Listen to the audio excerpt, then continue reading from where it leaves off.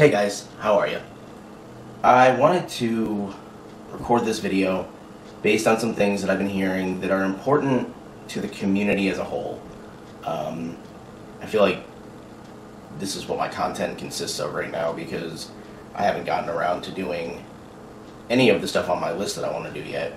But there are always important things that you really have to address just to make sure that the community that you're in and the people that are in it with you are all kind of working together, so to speak. Earlier this week, it's Friday the 19th right now, just to give you some perspective. Earlier this week, YouTube released an email of new guidelines that they have instituted based on things that have happened from probably mid-2017 to the beginning of 2018. Adpocalypse, Logan Paul, and everything in between and thereafter. So they've released new guidelines for creators who essentially are just coming up in the platform. And you now have to have 1,000 subscribers and 4,000 hours of watched content. You don't have to have 4,000 hours of content on your channel, but there has to be 4,000 hours of watched content on your channel. I know that sounds like a lot. And in the beginning, when they first released this, there were a lot of creators, big and small, who were asking themselves, did YouTube just shoot themselves in the foot? Because it seems like they're not going after individuals who are screwing up. It seems like when an individual screws up, they're coming after the community at large. Which, I wouldn't say they're coming after the community, but they're warning the community and leading by example. They are leading by example by instituting these guidelines across the board. They have taken measures against the things that are bad for the platform, albeit they were a bit late to the party, but they took measures. I've took it upon myself to listen to a lot of creators who've been on the platform obviously much longer than I have, and I wanted to make sure that I listened to them to see where their thought process was in regard to the new guidelines. And they are somewhat just as worried as smaller creators like myself, but I think the one thing that everybody is missing the mark on is to approach it from the concept of Darwinism. Darwinism is basically, in the simplest terms, described as survival of the fittest. That means that in an environment where there are tons of different people, you are going to get people doing their own thing but trying to survive. And that's fine, because no two people are going to react to a single ecosystem the same way. That being said, there are a lot of people on the platform right now, I believe it's mostly smaller creators, that are absolutely losing their mind. And the reason they're losing their mind is because YouTube has stated that if you do not have 1,000 subscribers and 4,000 hours of watched content by February 20th, I believe, you're going to be demonetized, and you have to reach that threshold before you can reapply. Now, I may not have that entirely correct, so if that statement needs to be amended, please, by all means, let me know in the comments. Based on everything I've heard from the creators that I watch, from Philly D to Boogie2988 to PewDiePie, a lot of the entrepreneurial-based creators, they're basically trying to tell the smaller creators that they have to hustle. And if you're not willing to hustle, then you really don't belong on the platform. And these people who are threatening to leave, you know, sorry, but if you're willing to leave because you don't like the way things are going, that's your own right. But if you're blaming YouTube or others for these measures, then I think you need to take a long, hard look in the mirror, because you not willing to adapt and improvise to reach your goal means that you're not in this for the right reason. And that's really just the harsh truth. And that's one thing that Barbara4U2C was describing, is a very harsh truth to all this, is that you really have to put your nose to the grindstone and work your ass off. And, you know, going back to what I started out the video with, talking about Darwinism, I really think that YouTube, obviously YouTube is within their right to do this, but I think the bigger picture that they're looking at is weeding out the creators who are uploading stupid content that is just like recording, using a camera to record the TV, or, and I hate this, stealing other people's content to upload it as your own and monetizing it. I've seen so many people do that, and it is disgusting. And I was a viewer for years before I decided to become a creator. And even as a viewer, it disgusted me to see that, because I started to learn how much effort was put into doing these productions. And I was talking to a friend earlier about how, you know, there's these rumors that people in Hollywood, actors, actresses, and what have you, there are a lot of them that aren't fond of YouTubers. And I know that there are a lot of YouTubers on the platform who aren't necessarily the greatest example of what we could be. But I think, at least from my perspective, a lot of Hollywood doesn't really see YouTube as legit or viable, because I think a lot of Hollywood doesn't realize that we understand their industry more than they do.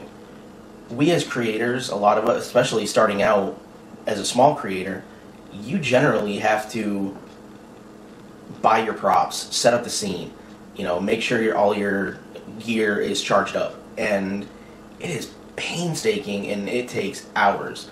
Like, I just spent probably an hour and a half creating the beginning and ending title screens for this video. And I will say that time flew by pretty quickly, but it was because I was enjoying what I was doing.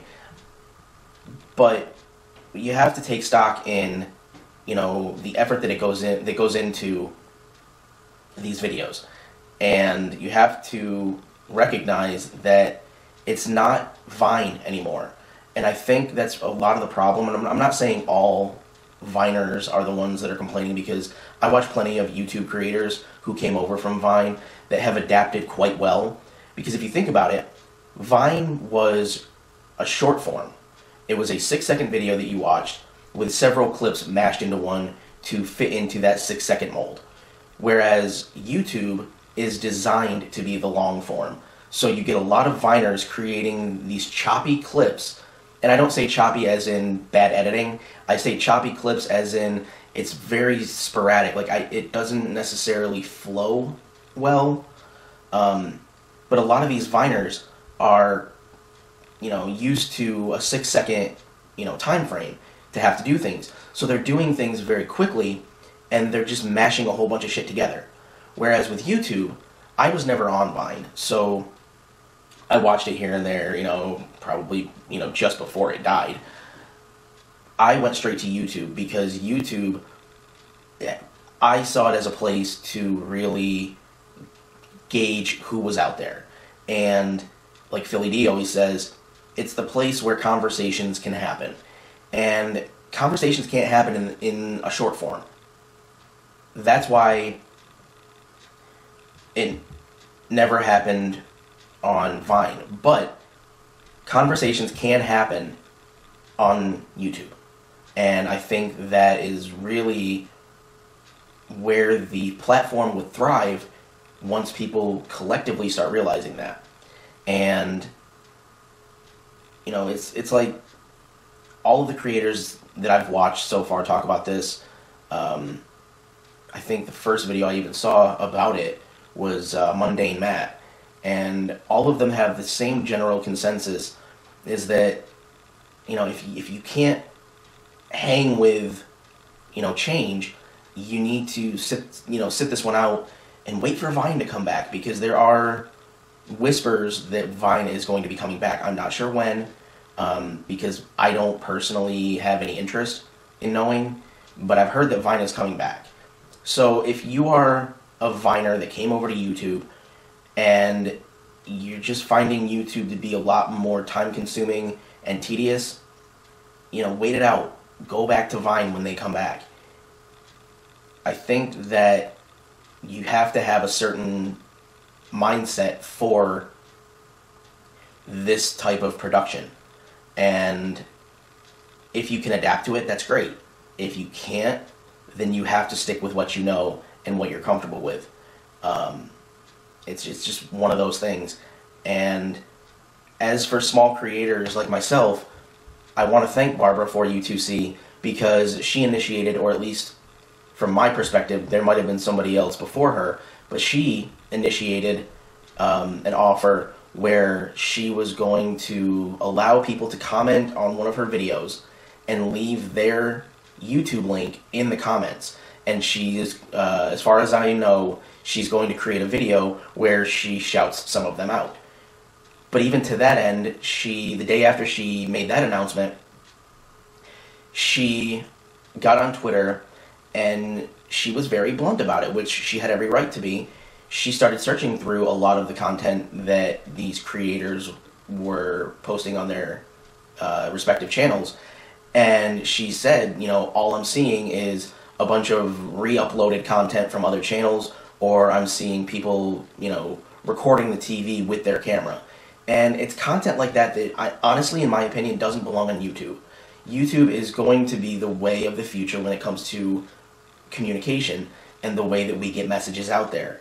And I think that that needs to be at the forefront of everybody's mind when they are creating content.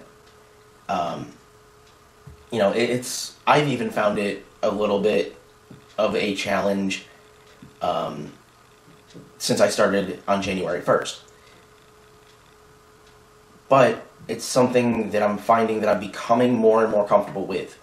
And it's one of those things where you, like I said, you have to put the time in, and eventually you're just going to find that groove where you're going to be comfortable and you're going to love what you're doing.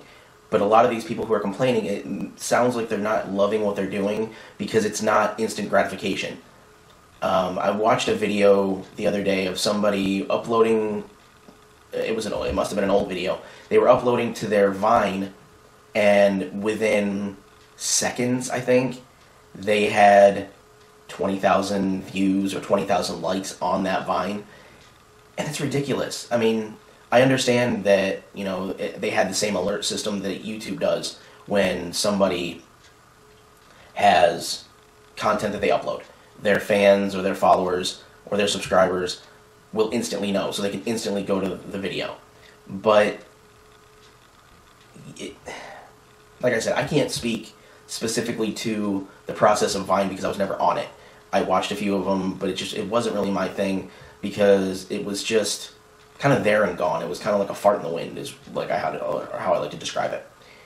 And, you know, I think that YouTube will maintain its popularity, but I think that it really needs to take the measures that it's taking to weed out the people that are not willing to work with its format. And to the people that are complaining, I'm sorry, the bold, honest truth is you really just need to develop a level of patience and realize that it could take you several years to even make a dent in this platform because it is so overly saturated, and now even more so with all the Viners that came over. So there's even more. You have to work even harder to get what they call in business market penetration. You have to work even harder now, and it's ridiculous. But if you really have a passion for what you're doing and you're not just on the platform to make money, then you will succeed and you will get personal gratification out of it. But just don't look for instant gratification because you won't find it.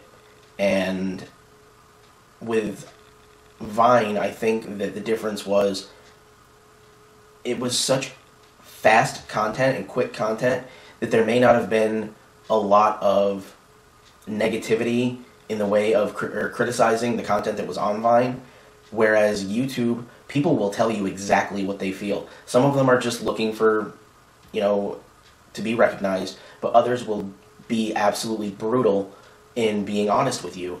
And I think those people are the ones that genuinely want to see this platform take the next step and, see what it's capable of.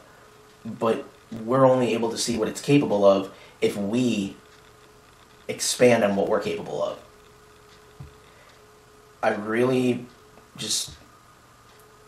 hope that things start to, mellow out. It's the beginning of the year, we're not even a month into it yet, and I really hope that people can kind of just find their groove and just kind of ride the wave, because if you can't ride the wave, you at least better be able to swim, because it'll drown you if you're not prepared or if you are trying to work against it. And working against anything, as I'm sure you know, working against anything doesn't work at all. It's very counterproductive. I don't know when my regular content's going to start. I'm developing a lot of things right now, so please stay tuned and, like this video, put your comments down below. I'm not going to be, disappointed if any of you have any criticisms. My main goal is to just create conversation and see where everybody is and what everybody's got on their mind. So please know that, I really would love some feedback. So like this video, comment down below, subscribe, share it with anybody that you can think of, and I will see you guys in the next video.